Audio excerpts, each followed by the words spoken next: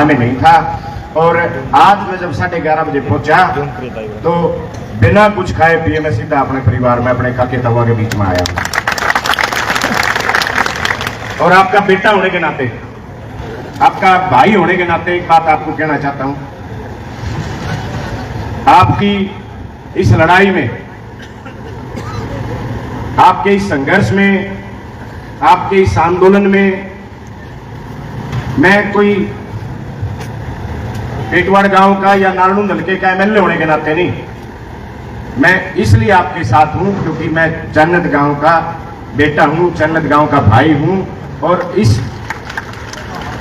मुझे हरियाणा प्रदेश की सबसे बड़ी पंचायत में भेजने में जितना नारायण हल्के का योगदान है उतना ही योगदान इस जन्नत गांव का भी है, इसलिए मैं आपके बीच में आज खड़ा हूं।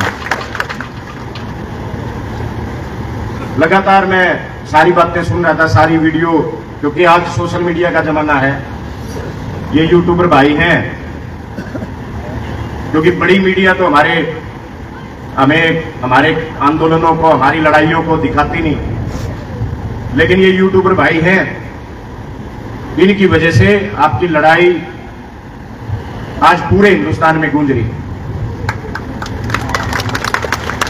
और अभी मैं चाचा स्तेवान बैठे थे, अभी अनूप भाई और सरपंच साहब हम बात कर रहे थे सारे कि वे टेंट रोज बढ़ रहा है, हर दिन टेंट बढ़ाना पड़ रहा है। तो इसका मतलब ये है कि आपकी लड़ाई सच्चाई की लड़ाई है, आप अपनी लड़ाई को ईमानदारी से लड़ रहे हो, इसलिए आपको ये टेंट रोज बढ़ाना पड़ा है, क्योंकि आप जीत की ओर अग्रसर हो, आप ये लड़ाई जीत चुके हो।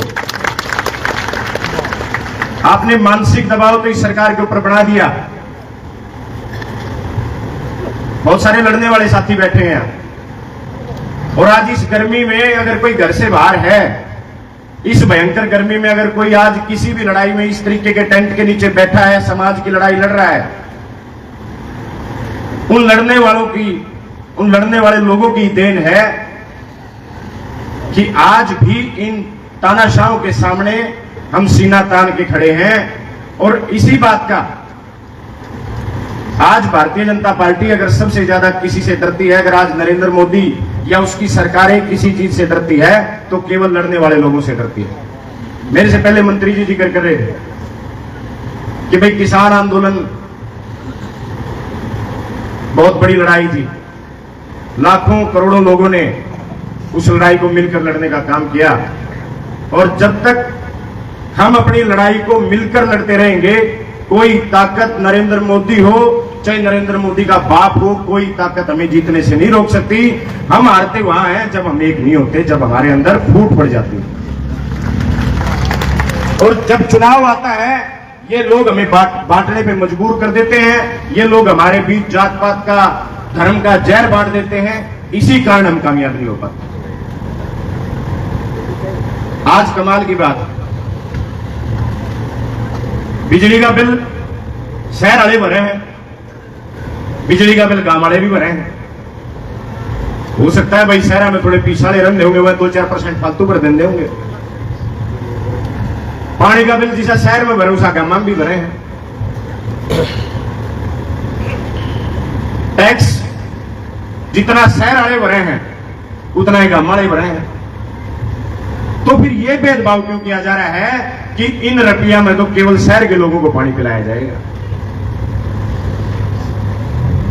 हमें इस तरीके से क्यों बांटा जा रहा है कि भाई जगह हमारी वोट फालतू आऊंगी बीजेपी वाले की, उनको पानी दिया जाएगा, और जगह बीजेपी की घाट आऊंगी उनको तसाया मारा जाएगा? ये किस इंसानियत में, ये किस धर्म में, ये किस सरकार में लिखा है? पैसे किसके हैं? पैसे तो जनता के हैं। ना तो नरेंद्र मोदी घर पे ले रहा, ना नायब सैनी घर पे लेके आ रहा। इनकी तो गाड़ी भी जब चल रहा है, जब आप सारे लोग टैक्स देते हो। मैं भी विधायक हूं, और भी इस देश में हजारों विधायक हैं, 500 से ज्यादा एमपी हैं, इन सबकी तनख्वाह भी जब जाती है जब आप लोग टैक्स देते हो। तो फिर ये भेदभाव क्यों? सरकार ये कह सकती है कि भाई लाइन दूर तक जाने लगी, इसलिए पानी इस लाइन में तो नहीं दे सकते। गामा में कौन से डांगर एकले डांगर रहे हैं। अगर शहर में आदमी रहे तो गामा में भी तो आदमी रहते होंगे। अगर आप उस लाइन से, मैं हांसी के विधायक आदरणीय भ्याणा साहब से पूछना चाहता हूं, ठीक है आप हांसी शहर को पानी पिलाना चाहते हो, जिम्मेवारी दी है सरकार को, लोगों ने चुना है उसको, सरकार को लोगों ने बनाया है, वोट दिए हैं,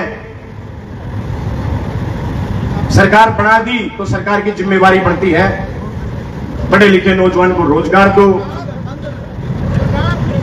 मजदूर को उसकी मजदूरी दो, और धरती पर जितने भी जीव जंतु हैं, आदमी हैं, उन सबको पानी और रोटी का अधिकार दो। बहुत अच्छी बात है कि भ्याणा साहब शहर में पानी लेके जा रहे हैं। शहर हो गांव हो सबको पानी मिलना चाहिए, लेकिन गांव वालों ने क्या खोट कर रखा है? जन्नत गांव ने, मैजत गांव ने, खरकड़ी गांव ने, इनने क्या खोट कर रखा है? इनको पानी क्यों नहीं मिलता? और सबसे बड़ी बात है, मेरे ख्याल से इसका एस्टीमेट 60 करोड़ रुपए होगा, जितनी मेरे को जानकारी है, 68 करोड़ रुपए। जब 3 गांव के हजारों लोगों की, हजारों पशु पक्षियों की प्यास बुझती हो तो सरकार के लिए तो 68 करोड़ रुपए बिल्कुल छोटी सी बात है। अगर उस लाइन से आप कनेक्शन नहीं देना चाहते तो उसका गले एक और दाग दो भाई। एस्टीमेट भी बन रहा है, सारा सौदा बन रहा है, प्रशासन को केवल इतनी बात कहनी है भाई, एक और दाबो, इसका गला बराबर में एक दूसरी लाइन दाब दो। और अगर सरकार ये बोझ नहीं उठाना चाहती तो इस लाइन में कनेक्शन कर दो। जब मैजत गांव के, जन्नत गांव के, रोड गांव के जब टैंक बरतेंगे इसमें बंद कर देंगे भाई। फिर तू जितना मर्जी लेके जाइए, हंसी शहर में ले जाए, चाहे सार ले जाए, कितने ले जाके।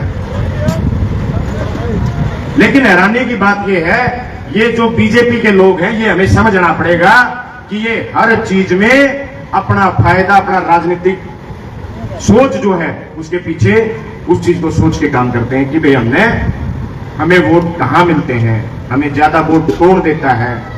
ये लोग केवल जात पात और धर्म की बात करते हैं। अभी जिक्र हो रहा था, मैं भी नौजवान हूं, आज अपने भाइयों से कहना चाहता हूं, हालात ऐसे हो गए हैं कि भाई चपरासी लाना हो तो हरियाणा के बालक ने भर्ती कराएं। पिछले 12 साल में 72% से ज्यादा बच्चे हरियाणा से बाहर के लगे अफसर। जितने भी अफसर भर्ती किए जा रहे हैं, पैसे लेकर के यूपी, बिहार, गुजरात के अफसर भर्ती किए जा रहे हैं। अभी ताजा ताजा लिस्टें आई हैं। जो हमारा बालक सेंट्रल गवर्नमेंट का कोई पेपर हो, उसमें तो हमारे बालक टॉप करने लग रहे हैं, यूजीसी में टॉप करने लग रहे हैं, जेआरएफ गोल्ड मेडलिस्ट हैं। अरे हरियाणा में जो पेपर हुआ है तो 100 बालका में तो 3 बालक पास हुए हैं। और हैरानी है कि हमें इस तरीके से मानसिक गुलाम बनाया जा रहा है, हमें इस तरीके से मानसिक गुलाम बनाया जा रहा है कि हरियाणा में जितने अफसर भर्ती किए जा रहे हैं सारे बाहर के, और जितने चपरासी भर्ती किए जा रहे हैं, पीएचडी करे उड़ा पूरे पढ़े उड़े हमारे बच्चों को चपरासी भर्ती किया जा रहा है। बुढ़ापा पेंशन, फैमिली आईडी शुरू कर दी पूरी। मैं मुख्यमंत्री से विधानसभा में 10 बार पूछ चुका हूं, भैया पूरे देश में फैमिली आईडी कितनी लागू होनी, तो हमारा गढ़ क्यों घोट रखा है इस फैमिली आईडी का? ना तो न्यूडेरा पड़ता इस फैमिली आईडी की इनकम कौन बढ़ावा है? आप पे तो इनकम बढ़ा दे हैं, बुढ़िया की बुढ़ापा पेंशन काटते हैं। कोई बालक जिसका ईडब्ल्यूएस सर्टिफिकेट बनाया करता है, सर्टिफिकेट बंद हो जाता है, राशन कार्ड कट जाता है। मैं केवल ये बात इसलिए कह रहा हूं कि हमें एक होना पड़ेगा। नंबर सबका होगा, कदे किसी का न्यू बैम हो भाई ये टेंट के तले बैठे ये दुखी है, नंबर सबका होगा। और सबका आ भी लिया, नंबर सबका आ लिया। और आज हालात ऐसे हैं, अगर कोई केवल आप नहीं बैठे, 1 महीना हो गया फायर ब्रिगेड के कर्मचारी हड़ताल पे बैठे और पूछते को नहीं उनने आग बुझानिया गोंदा। जब आप अपनी फसल आप पक के तैयार हो रही थी, सबसे ज्यादा आगजनी की घटनाएं उस टाइम होती हैं। हरियाणा प्रदेश में कोई आग बुझानिया नहीं था। उस आग बुझाने वाली गाड़ी पे भी रोडवेज बस बंद करी, रोडवेज बस के ड्राइवरों ने आग बुझाने वाली गाड़ियां बुलाई। ये एक तरीके से हमें कमजोर कर रहे हैं। पहले ये हमें फाइनेंशियली कमजोर करेंगे। आज आप देख लो, नशा खुला बिकने लग रहा है। गांव गलत ठेके खुल रहे, किसी ठेके पर चले जाओ, कोई नहीं पूछा है तेरा आधार कार्ड दे, तू गुट्ठा ला, तेरा के मगर पीछे दिए बोतल ली, ओड़े ओड़े मार के पुवारा अपने खेचे। और फसल बेचने जाओ तो लोग कहेंगे गुट्ठा भी लाना पड़ेगा, शक्ल भी दिखानी पड़ेगी, गवाह भी लेने पड़ेंगे।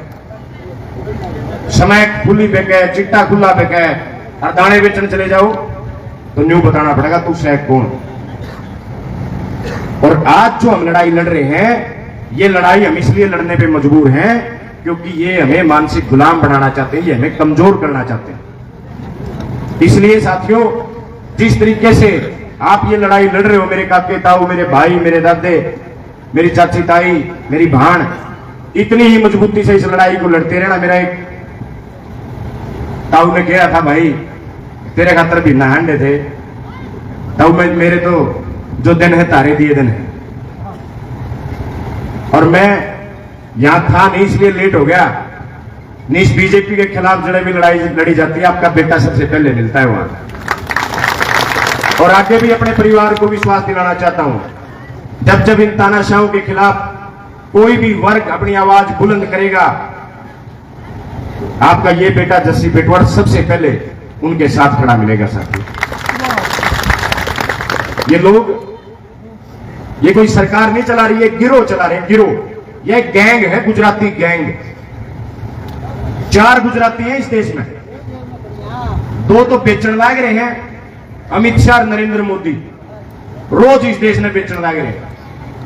और 2 गुजराती खरीदने लग रहे हैं, अडानी अंबानी। ये गुजराती गैंग है, 4 आदमी इस गैंग में है। ये 4 आदमी इस देश में रोज का तोड़न लग रहे। तो मैं तो आपका बेटा होने के नाते अपनी बात रखी थी आपके बीच में। अब मैं, चौधरी भूपेंद्र सिंह हुड्डा जी ने, भाई दीपेंद्र सिंह हुड्डा जी ने मुझे एक संदेश देकर के भी भेजा है। मैंने, जब मुझे पता है कि कल महापंचायत है, तो मैंने अनूप भाई से बात करी, तो अनूप भाई कहने लगे कल महापंचायत में आप ज्यादा से ज्यादा साथियों के साथ आना। मैं कहा भाई मैं तो पहले ही घना लेट हो रहा हूं, मैं तो आज भी आऊंगा, तड़के भी आऊंगा और परसों आऊंगा। जब तक ये लड़ाई आप नहीं जीतते, आपका ये बेटा हर रोज आपके बीच में खड़ा मिलेगा। यह तो मेरी बात है, मेरी थारी बात है। मैं कांग्रेस पार्टी से जुड़ा हुआ हूं, तो पार्टी के नाते भी मैं आपको कहना चाहता हूं, चौधरी भूपेंद्र सिंह हुड्डा ने और भाई दीपेंद्र सिंह हुड्डा ने कहा है कि जब भी चन्नत गांव को उनकी जरूरत होगी, एक चन्नत गांव की एक आवाज के ऊपर वो आपके बीच आएंगे। आप कल बुलाओ, परसों बुलाओ, जब बुलाओ, वो आपके बीच में खड़ा मिलेंगे। ये बात उनकी थी। और मैं आपका बेटा होने के नाते, आपका भाई होने के नाते आपको विश्वास दिलाता हूं, अपने काके ताऊओं को, कभी मैं आपकी बाजू हूं, आपको कभी अकेला महसूस नहीं होने दूंगा। मेरी जहां जरूरत होगी, सबसे आगे खड़ा होकर के मैं अपने गांव की इस लड़ाई को लड़ने का काम करूंगा। आप सबका बहुत बहुत धन्यवाद।